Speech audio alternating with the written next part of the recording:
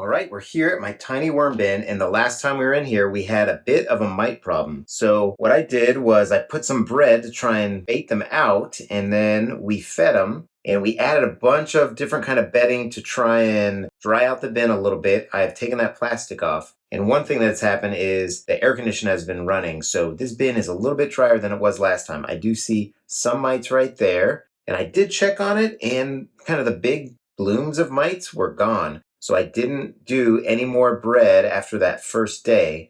And one of the things I want to show you is they're really kind of eating apart this newspaper that was touching the surface area here. So I wonder if they are eating a lot of that bedding. They seem to be eating more bedding during this phase of the bin's life. It is about 114 days. So what is that? About 3.5 months old. And you can see it is mostly castings. So I've got one little worm on here, and I don't see a whole lot of mites here, so that's good. Let's go ahead and start digging down. Now, the bedding that we put in here was some napkins, and then we also put in some newspaper, and then we put in some of those cardboard tubes. And check it out, just right on the surface, a lot of worms. The feeding that we gave them was a bunch of celery. We had some strawberry tops, I think a couple cherry tomatoes, and then a pepper top. But let's go ahead and dig in and see how they did with that bedding.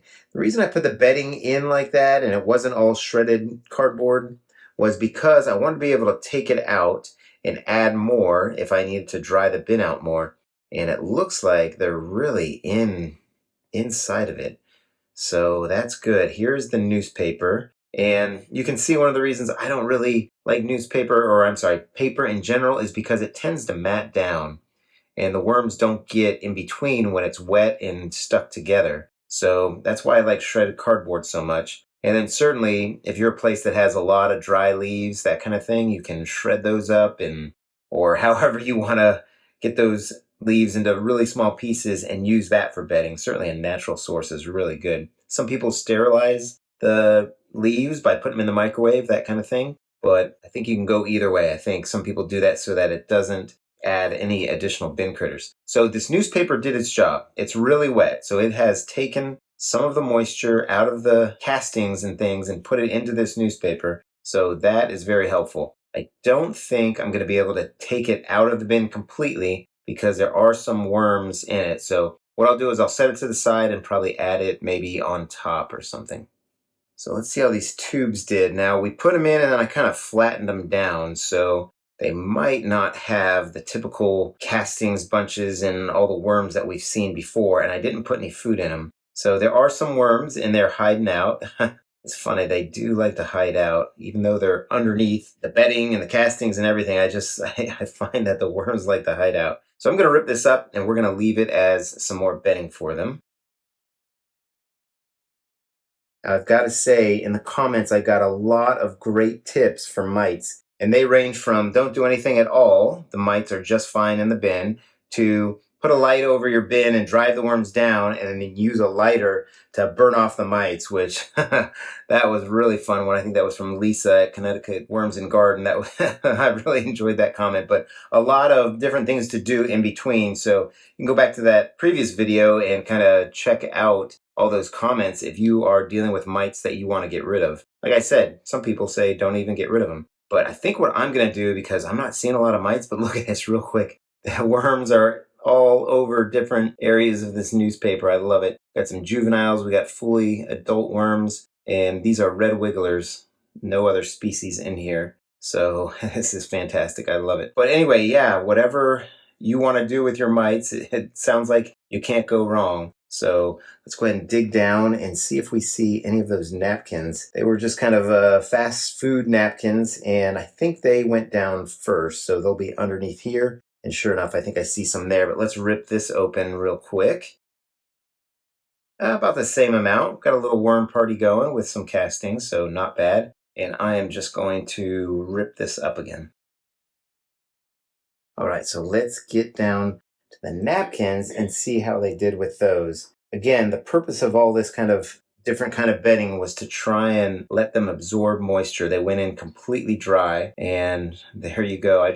These worms are so beautiful, so shiny, and just, I don't know, there's something about them. Their color, they just look really healthy. And oh, look at this, right here. See if you can see, right there is a cocoon. So it looks to me, I think the light ones are the ones that are kind of newly formed, and the darker ones are the ones that are about to hatch.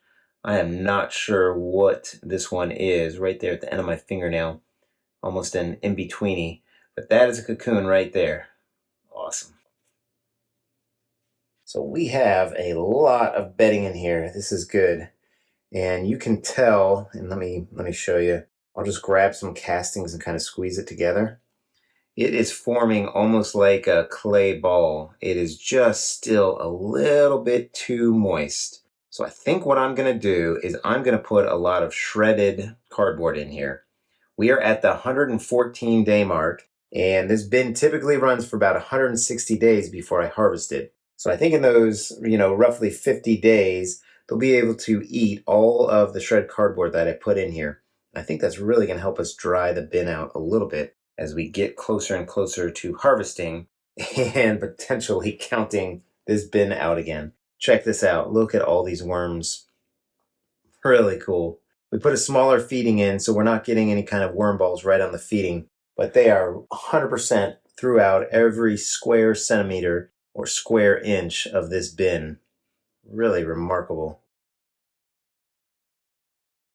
Let's go ahead and go on this side and see how they did and see if we see any of that food. I'm really not seeing any of it, just that little tomato. We put in a whole cherry tomato, and what you're seeing right there is just the skin. It's almost like you can almost hear it. It's like papery skin from the tomato. That is the only sign of the food, and here's the other one. I think we put in two, and there's the other one right there. Oh, with a little worm in there. So cool. So let me finish aerating the bin, going through the feeding zone, and then we will set up for our next feeding. Look at that big fat worm. Check that out right there. Just an absolutely big fat worm. I love it. So when we started this bin, we started with 1,008 worms, and I think that we have more than that in here. There's just so many worms throughout. I'm really impressed with this, how this is doing.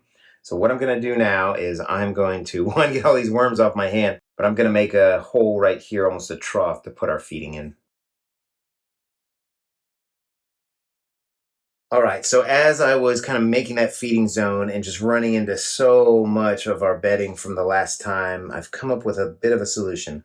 What I'm going to do is lay down the feeding right here without putting any shredded cardboard down, and then I'll bury it, and then I'll put shredded cardboard just in like maybe an inch layer all on the top. And that will help to dry things out, but also I'll have bedding to mix in on my next feeding.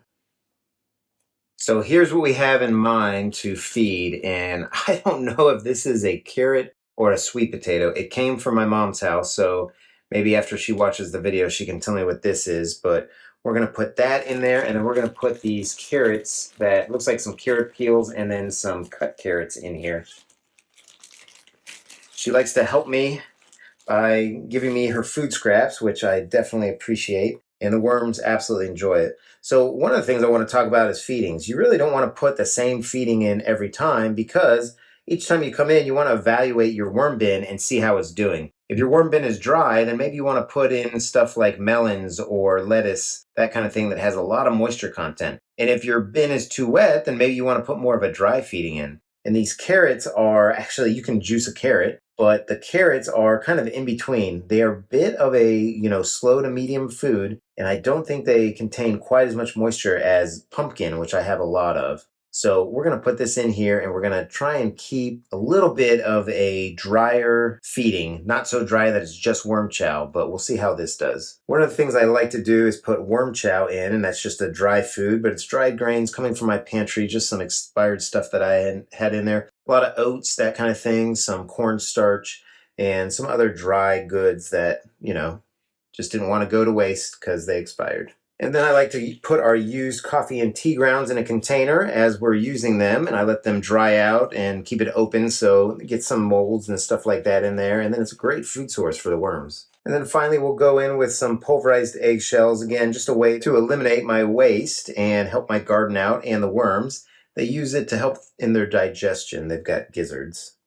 All right, the executive producer saved me because I was about to add in some of our bedding, but what I said I was going to do was bury it and then add the shredded cardboard. So that's what we'll do. We'll go ahead and mound this up. And I always love to do this because I get a kind of a hump right here where the food was. And then the next time I come in, it'll be shrunken right there because they'll just eat all the food and some of the bedding will shrink down, that kind of thing.